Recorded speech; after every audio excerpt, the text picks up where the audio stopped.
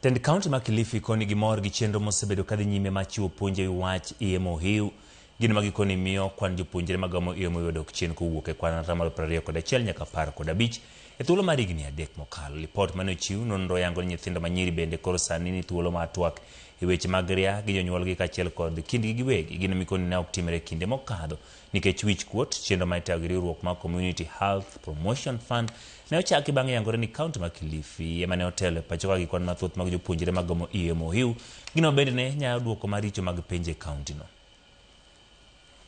Of the people who sexualized 10%. 3 years ago wakiingia hapa tulikuwa na high number ya teenage pregnancies in Kilifi South. But for the last 3 years tumeona hizo namba zikirudi chini na tunashukuru sana sababu watoto wameweza kuelimishwa na sasa hivi wanaweza ongelea mambo ya sexual reproduction bila uoga. Wanaweza ongea even in their clubs ambazo wameanzisha kule shuleni.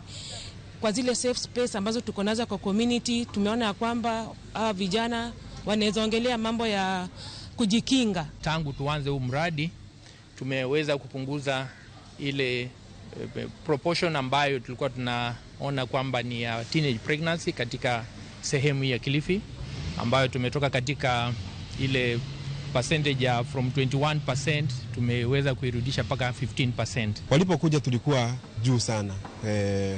Zile takwimu zetu za Department of Health tulikuwa tuna around 19.2%. Ikakuja ile survey ya 2022 na ikatuonyesha kwamba tumeteremsha hadi 12.5%.